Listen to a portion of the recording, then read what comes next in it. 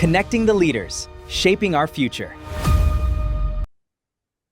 What's up, everybody? It's Aaron Stell with Fidelity National Financial, and I'm super excited today to have a conversation with Matt Brunner, who is with the Real Brokerage, but more importantly, runs Project Spokane.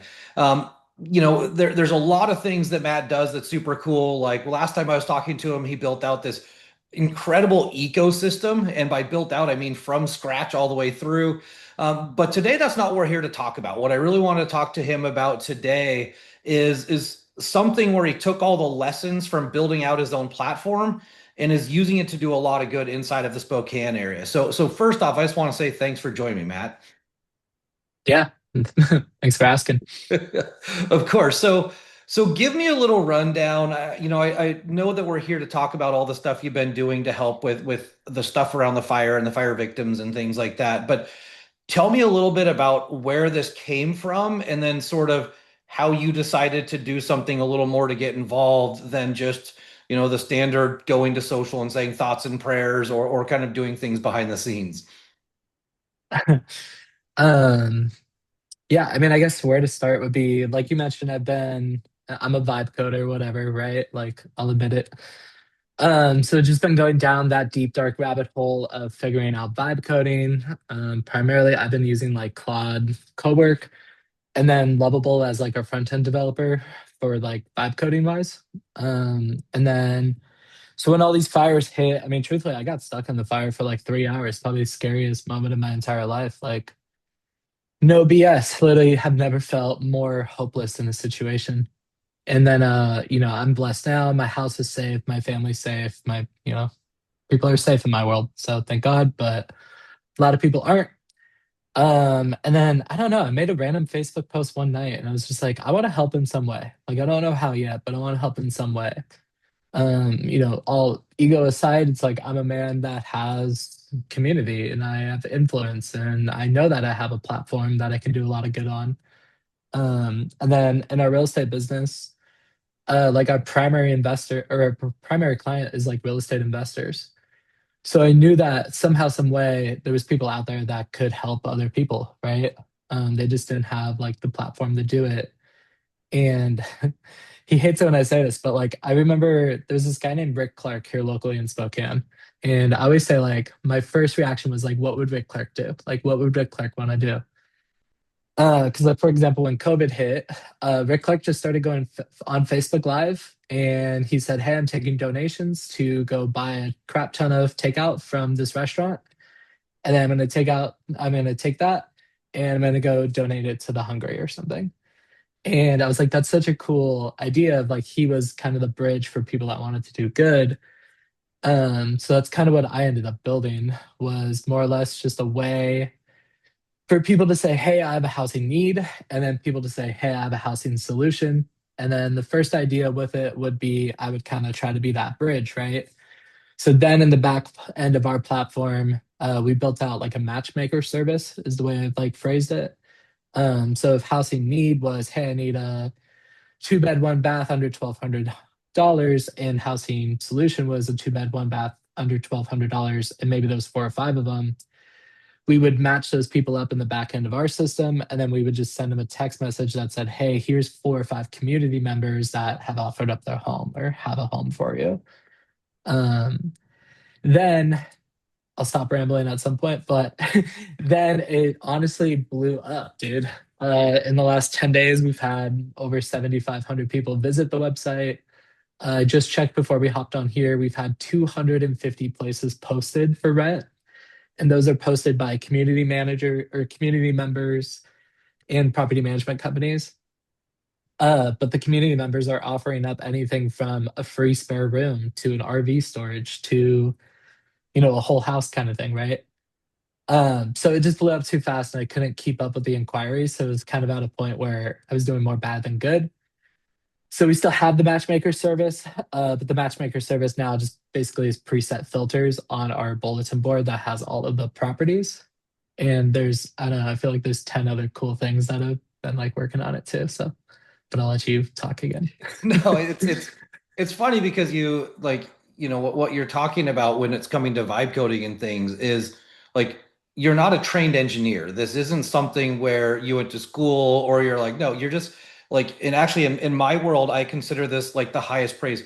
You're just a doer. Like you saw something and you're like, well, I don't like what's out there. So I'm just going to go do something. And you learn how to like code, build your own website, build your own back end.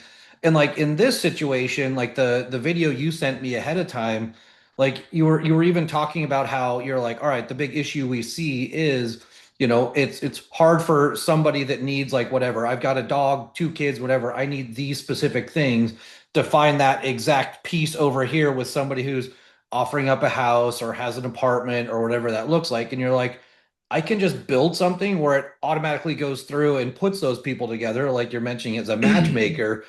And then you were even like, and then I'm just trying to figure out how much I want to automate. Like how much is it where I want to keep scammers and spammers and try to make sure that this stays legit and above board versus I can just have the robots behind the scenes do all the work and send texts and send emails and create Facebook posts and put stuff in the comments and whatever that looks like.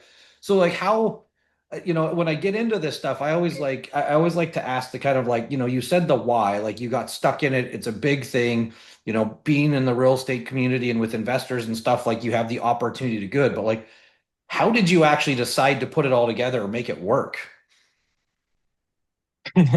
uh it sounds so silly, but probably just message Claude, honestly. Was probably just like in a Claude cowork thing. Uh but really probably the other thing is I think in the back of my mind, like the problem too is at least in Spokane, we have like 44 property management companies or something, right? But that I know as a real estate professional, because I help people with this, is that all 44 of those websites have different options. Like they all have different housing. They all have different like houses, right? Because we don't have one centralized MLS as if it was like a for sale property, which apparently they're changing this. And like, I don't know how that's not a fair housing problem too, but either way, right? Whatever. But I knew that in the back of my mind that if I'm a person that's displaced, then I'm not gonna go to 44 different websites. I'm not even gonna hit like page three of Google, right? But like, what if that is where that house is? Or I also knew that like community members would be offering up housing for people. So it's like if Aaron says, "Hey, I'll rent out my house," and I'm a displaced victim, and Aaron's house would be perfect for me, I probably won't know unless I actually know Aaron. So that was like the other like kind of problem I wanted to solve was like I knew that there was going to be a ton of options floating out there that not everybody would have access to. And then I also knew that every single property management company would have like a different like property available too. um so really what I started doing is I was just like, how do I make a bulletin board that's, just properties that people have and then people that were displaced. If you want to get into like the nitty-gritty stuff, like one, I made sure that like the people that are displaced, their contact info was not public because I didn't want all these like landlords and things to start contacting people. So it only worked one way. People could only contact the people offering up housing.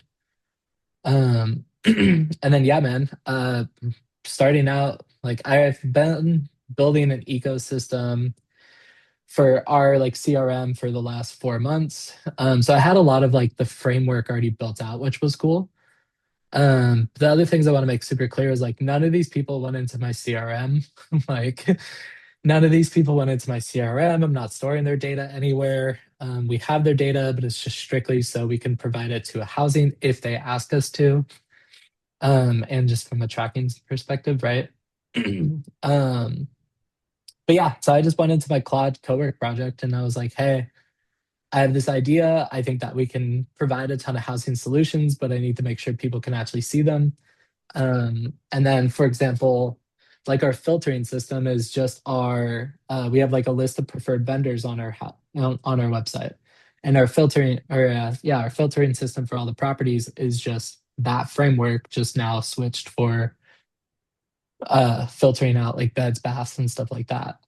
I don't know if I'm answering your question the right way, No, but no, you are. And what is important in all this is the sad truth is, in in our modern world, anytime there's a disaster, there's going to be, people that are out there trying to capitalize on it, or they're trying to make money, or even worse, scam. They're just full on bad actors. And, you came at this immediately, like when I was messaging with you right after it was happening or as it was happening, you're like, look, I just want to go out there and do some good by my community and do good for people. And, I think in that way, like you used your unique skill set, and some of it is just stuff where you just are like, no, I'm just going to do something, to try to figure out a way to make it easier on people. So, like, how many people have you actually helped so far? Yeah, so we've had 250 properties be posted. Um, Not to tangent, but like we also started adding in property management companies there too, like their properties, but it's a whole different thing. So we have 289 people that have registered that they need housing, and then we have 250 people that have offered up housing, including properties by like property management companies. And that's in the last 10 days or so. And then, like I said, like I wish I could be doing more, man. Like I wish I had like the power of I could call each of these people that are displaced and I could try to like literally play that matchmaker game, right? But it did kind of unfortunately get to a point where like people were waiting on me to do stuff and like that's not helpful, right? Yep. So then we released the integration of being able to just contact the homeowners directly. Because we had them have the option if they wanted their public like their info publicly displayed, but then like I said, as we got like the first 100 in like the first 2 days or something, I was like, this is this is blowing up. Um, and like I say this lightly, but I think the other business owners would agree is I'm still running my business. I have 53 transactions in motion right now. So it's Wow. like we're still running the business and I still have to use my staff for that. So it's like everything me and my staff did was like either in lieu of running the business or like after hours, right? So I don't know. It was kind of interesting. Like every hour, I was trying to refresh things, and I was just like, "Oh my gosh, this is blowing up, dude!" Because I thought we'd maybe get 10 people, right? We'd have 10 people say like, "Hey, Matt, I need some help how finding a house," and I was gonna take those 10 people and say, "Hey, I think I can go find this." And then, dude, we've had like, I think when I looked the other day, it's like 250,000 views on this thing, in some way through our Facebook and through our Instagram. And that just goes back to kind of like I said, I understand that I have a platform, quote unquote, right? But I also know that like I'm a big believer of like thousand true fans theory, and I know that we have a lot of fans of Project Spokane. And dude, they showed up. Like they straight up showed up. Like my first couple posts, I mean, it was getting 20, 40, 50 shares on it. And I mean, that's how we found people. Like, yeah, it's cool to be like the leader of it, like don't get me wrong. But like I couldn't do that by myself. Like if those people weren't sharing the post, there's no way that we would have found some of these people. If community members didn't buy into the mission or the problem of like people need housing, like there's no way we would have done this. Like I built the engine, but everybody drove the car. Yeah. Um, Well, and that's, I mean, in a situation like this, that's what it really comes down to, right? Is that it is a community, and it's people that have to come together. So now that you're 10 days into this thing, or is it, well, I mean, it's been, yeah, a week, couple weeks now. What is like there's clearly the dust has settled a little bit. Like, for people that are still needing help, for people that are still, trying to figure out what they're going to do, like, what is the solution now? Like, what have you learned? What is the best way to go about it? Like, how can you help? Kind of give me a rundown of now what it looks like after things have kind of progressed a little. I mean, first and foremost, like I hope everybody's finding housing if they need housing. Like it's crazy how like Maslow's hierarchy of needs like really like shows up at times, right? Like I said, man, like I got stuck in that fire for a little bit. And all I wanted was water. All I wanted. My mouth was dry, it sucked, it was hot. And like that's such a first world problem, don't get me wrong. But like all I wanted was like some water, man. And like I didn't have it. And I was like, holy crap, can you imagine like not having anything? And then shelter comes into play, right? But either way, so first and foremost, like I hope everybody's found like some sort of housing solution if they need it. If not, check out our website. And now it's like we're more trying to provide like more resources, right? So how do we this sucks. And like I saw this video on TikTok one day, but this guy called it out. He said, "Hey, if you lost your home in the fire, get ready for the world to forget about you in 2 weeks." Yep. Yeah, no, and And that is the part of this, right? Is it's we live in such a short news cycle and such a short I mean just our attention spans and everything else that when it's right there and when it's happening, everybody's like, yes, I want to do something. And then, I mean, I know I flew out and it was like it was on everybody's mind. And now we're like a week later, and I don't think I've had a single person bring it up that's not from your area, and so it is one of those things like keeping top of mind does matter. But the other thing is the needs don't go away, they just change, right? So like you mentioned, the hierarchy of needs, it's food, water, shelter to start, and that has to get taken care of as quickly as possible. But then after that, people still need to, they need to put food on the table, they need to be able to like get back to, getting kids in school, they need to get back to, being able to do their jobs on the day to day. And so, that can literally be anything from, clothing to, if they lost their computer, their phone, their what, go down the list of all the things that don't seem as big once you get past food, water, shelter, but are still super important for you to function within your day. If you lost your car or whatever that looks like. And so what can people do now if they want to get involved, or if you're kind of getting now to that, I guess, next step, or what are you seeing people do, or how can you even help out with this stuff? yeah, I mean, now, like, so what we're planning on doing, you know, as we can, right? But so what we're doing is like now we have all these people that have registered for help, registered, right? So we started sending them resources like, hey, I just want to make sure you know this grant is available. Like the Realtor Relief Foundation in Spokane, for example, they went out and we got a $500,000 grant. So it's like we can help 500 families with up to $1,000, right? So now we just started sending them resources like, hey, I just want to make sure you know that this is available. Just want to let you know like people are still thinking about you.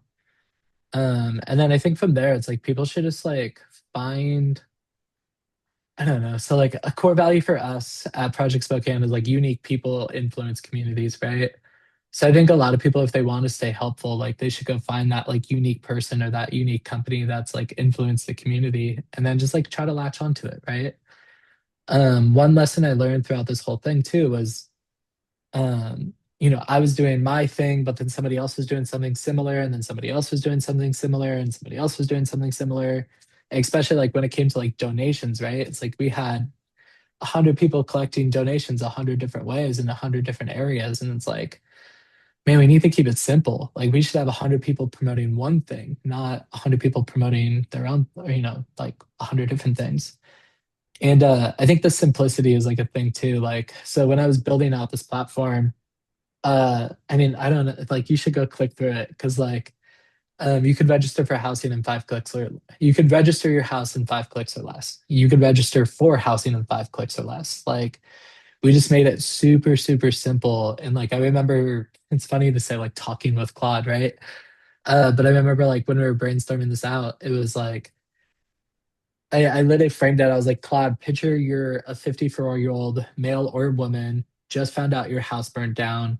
And the last thing you need to do is fill out some like super complicated form about your credit score and this and your job and your income and like this. So just, it's not that like you should screen your tenants even if they're displaced fire victims, especially in Washington, like all the things, right? Um, but, we were just like, how do we just remove all the obstacles? How do we make it the easiest way possible for people? So, like, if you go on our website, there's like 4 or 5 buttons. It's I need a house, I have a house to offer, browse available housing, see who needs housing, property managers in Spokane, resources for people. Like, I think that was all. And we just tried to make it so simple that somebody could just click through and like in 45 seconds or less, you could feel like your problem's been solved or you could feel like you're helping. Um, so yeah, I don't know. There's so many lessons like throughout this entire thing, personally, professionally, like everything. I don't know, it's been Well, interesting. I know, just on our conversations, it's always fun because you're just someone who you geek out, you get excited, and then you just go do something, and then you come back with another iteration, and you're just always it's always just new things that get me all excited, even just to talk to you. But in this situation, I'm trying to stay on topic a little bit, and I am going to bring you back, and we're going to do something much longer because I want to dive into the whole project you showed me previously, which was work related.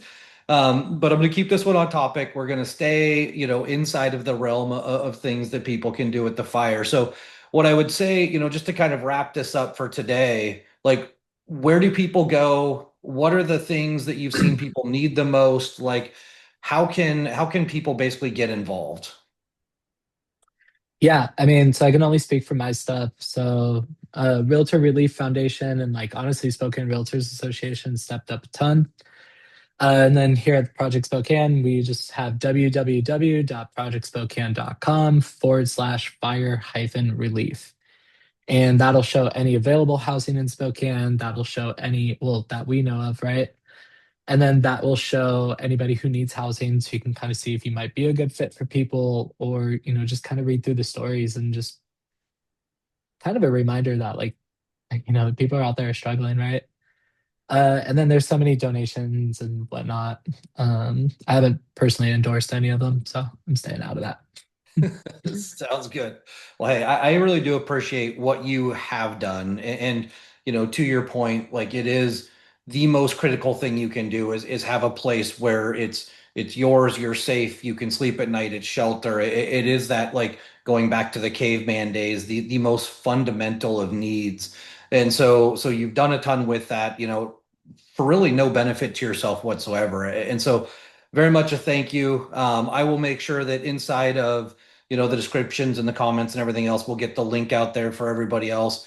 And then, just keep doing what you're doing. And I'm actually excited to talk to you again about honestly all the nerdy stuff you're doing because like you and I can just nerd out together all day long. But for this situation, like man, you're doing some really cool stuff and it's very much appreciated.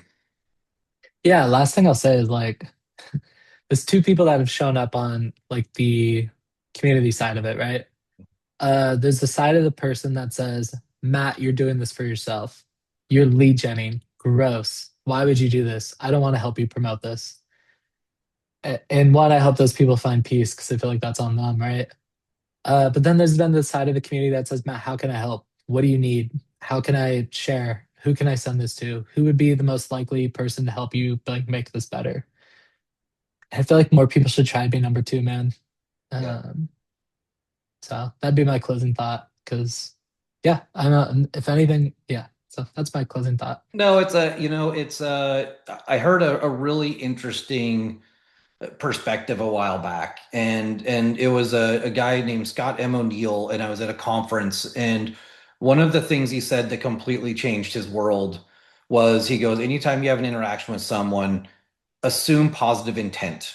He's like, assume they're trying to do the right thing. And in this situation, you're clearly like, you're not keeping people's info. You're not sitting there dialing for dollars. You're not trying to sit there and take advantage of a situation. You're just trying to do good by people in your community. And hopefully people can see that, in the long term, clearly it will come out that way and it'll come out that you did a lot of really good for a lot of people. But in this situation, hopefully people can see that there is positive intent with everything that's going on.